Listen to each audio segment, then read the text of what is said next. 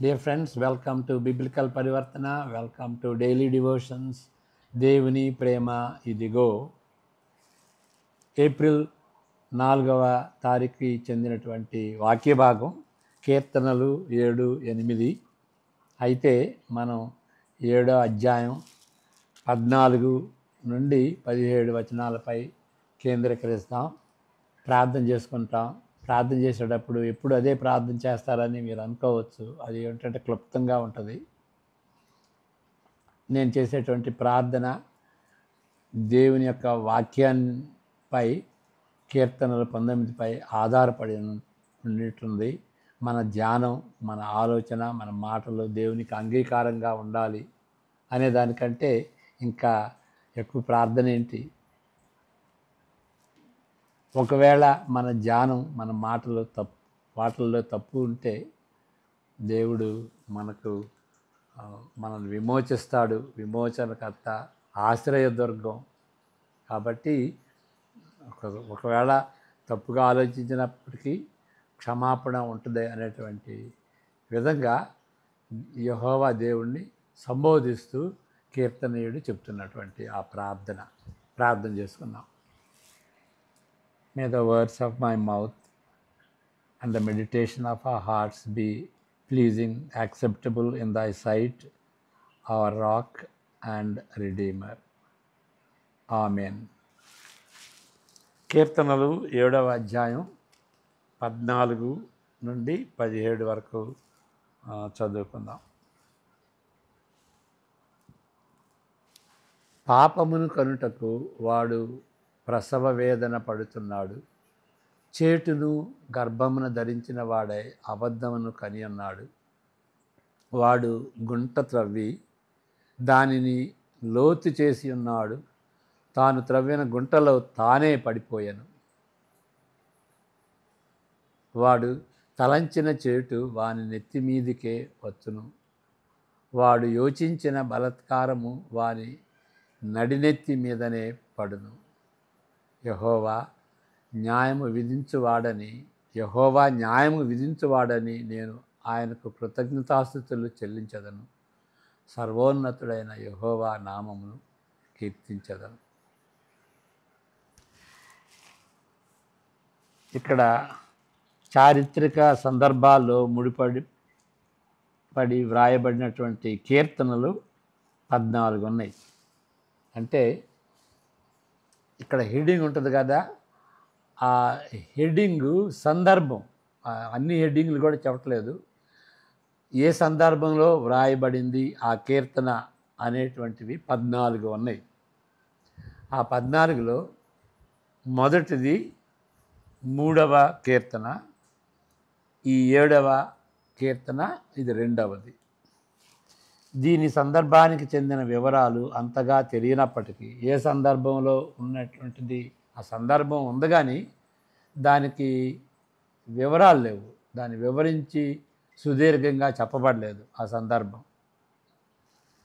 తనకు ఒక విషయం మాత్రం మనకు తెలుసు ఏంటి అంటే, తనకు సన్నిహితుడైన వ్యక్తి దావీదుపై తెలివి తక్కువగా నిందారోపణ చేసి మోసము చేసినట్లు స్పష్టంగా కనిపిస్తున్నది.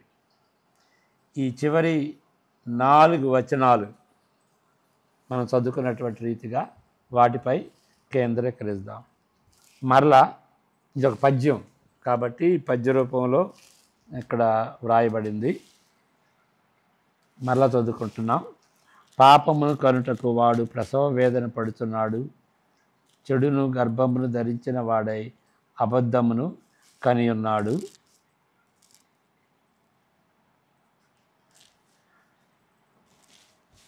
వాడు గుంట త్రవ్వి దానిని లోతు చేసి ఉన్నాడు. తాను త్రవ్విన గుంటలో తానే పడిపోయెను. వాడు తలంచిన చోటు వాని నెత్తి మీదకే వచ్చును. వాడు యోచించిన బలాత్కారము వాని నడినెత్తి మీదనే పడును.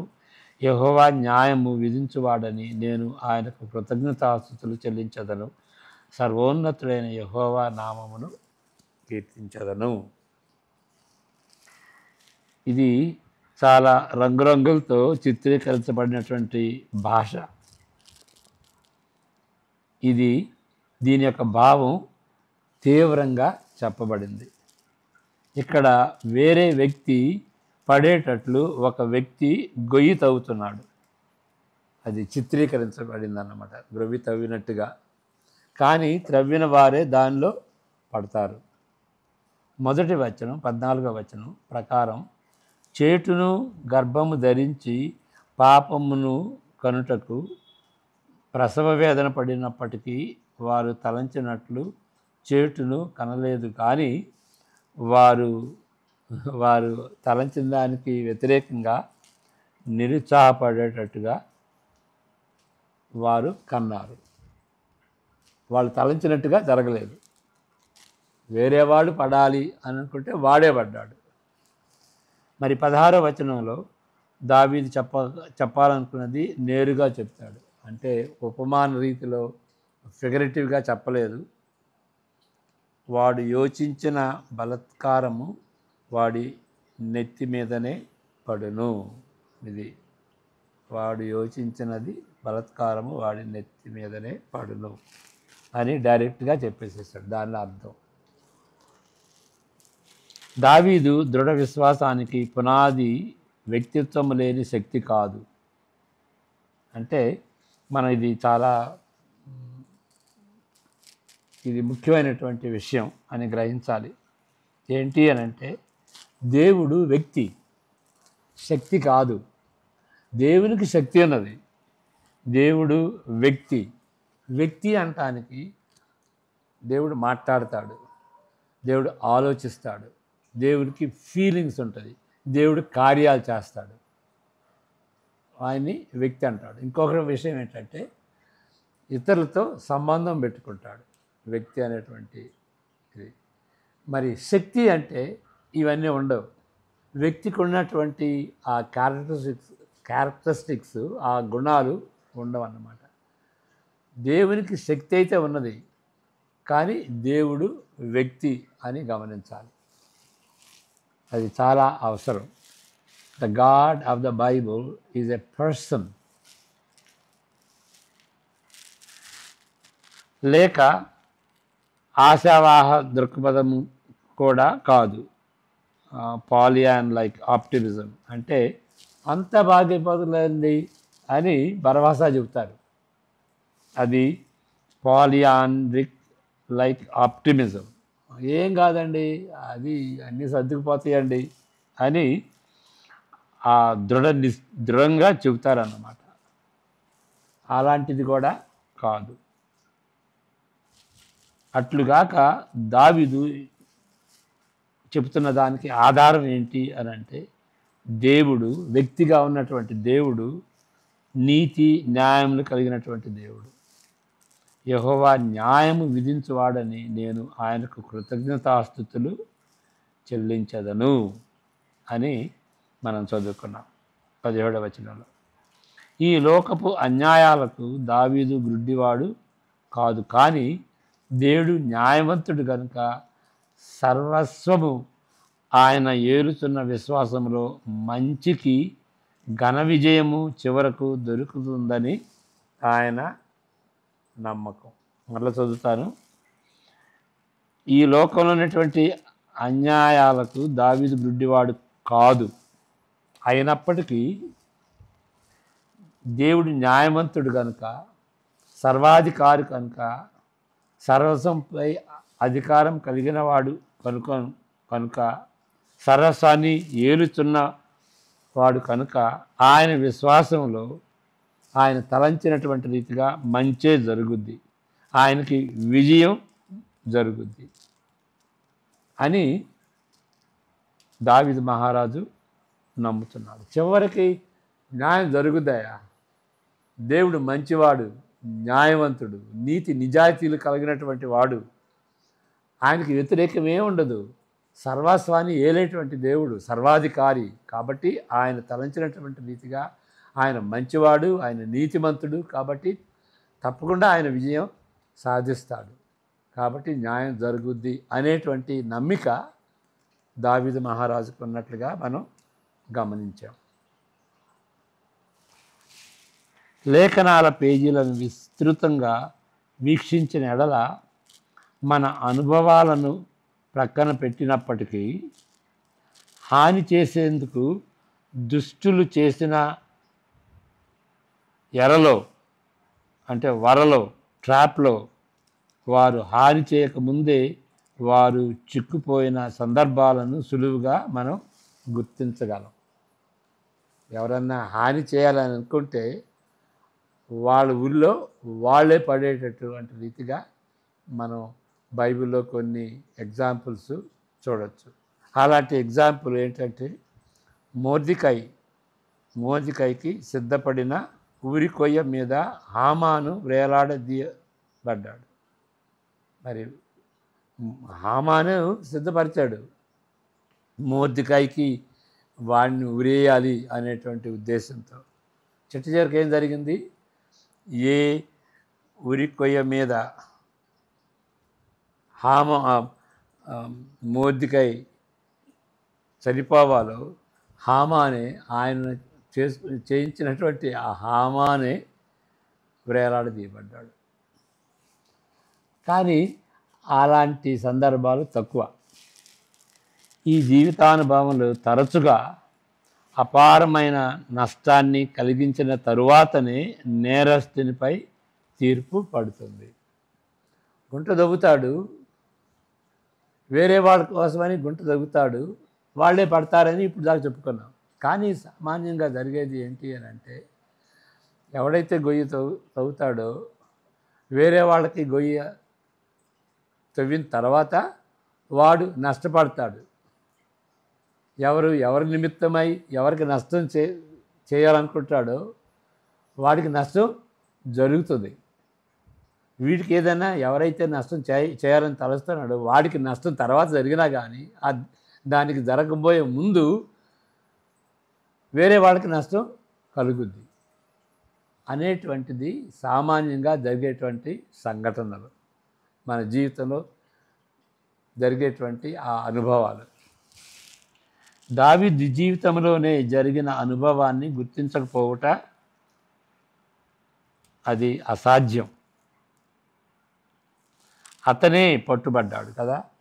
పట్టుబడక ముందు, తాను తీర్పుకు గురికాక ముందు బెత్షెబాతో విజయవంతంగా ఆయన శయనించాడు.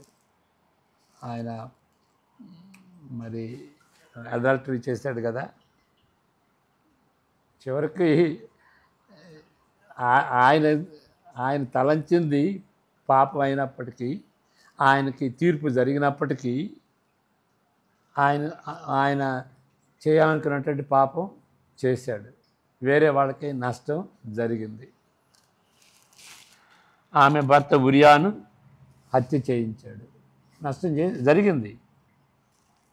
రెండవ ఉదాహరణ, యోధా ఇస్కరియోతు జీవితము భయంకరంగా ముగిసినది, కానీ తన ప్రభువుని మోసపరచక ముందు కాదు. మోసపరిచాడు, యేసు ప్రభు శిలువలో మరణించాల్సి వచ్చింది. అప్పుడు ఆయనకి నష్టం జరిగింది. యోధా ఇస్కరియోతుకి ఆయన కూడా ఉరేసు చనిపోయాడు అనుకోండి. మూడవ ఉదాహరణ, ఆహాబు ప్రవచనార్థకమైన ఆగ్రహానికి గురి అయ్యాడు, కానీ దానికి ముందు అతని భార్య యెజబెల్, దుష్ట రాణి అయిన యెజబెల్ తన ద్రాక్ష తోటను దొంగిలించుటకు నాబోతును నాశనం చేసింది. అర్థమైంది కదా, నాబోతును చంపేసేసింది. కాబట్టి ఎవరి గుంటలో వాళ్ళు పడతారనేది కొన్ని సందర్భాల్లో రైటే, కానీ వేరే వాళ్ళకి కూడా నష్టం చేస్తారు.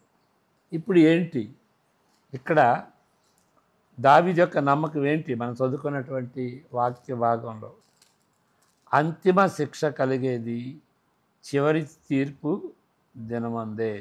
చివరికి దేవుడు తప్పనిసరిగా తీర్పు తీరుస్తాడు. ఈ లోకంలో జరగకపోవచ్చు, కానీ అంత్యదినమునందు తీర్పు తప్పనిసరిగా జరుగుతుంది. అది లేకపోతే విశ్వాసంలో న్యాయం అనేది ఉండదు. కాబట్టి దేవుడు ఇన్ఛార్జి తప్పనిసరిగా చివరకు న్యాయ తీర్పు తీరుస్తాడు.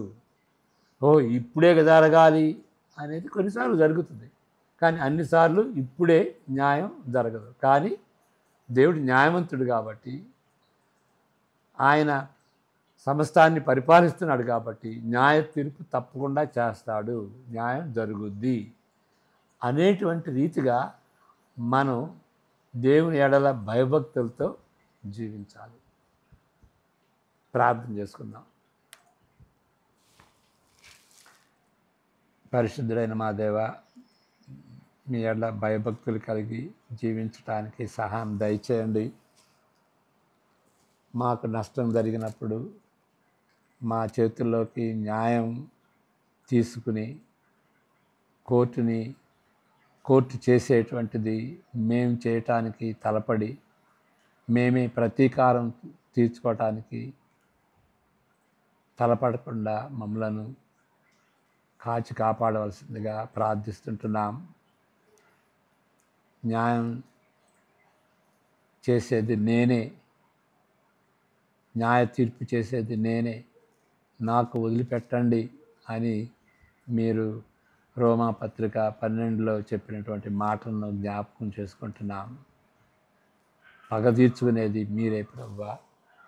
మేము పగ తీర్చుకొనకుండా మీ హస్తాలకు అప్పగించుకోవటానికి, న్యాయంగా సమాధానంగా మేము నిద్రపోవటానికి మీ కృపను అనుగ్రహించమని మా జీవితాలను మీ హస్తాలకు అప్పగించుకుంటూ యేసుక్రీస్తు పేరట ప్రార్థిస్తుంటున్నాం తండ్రి.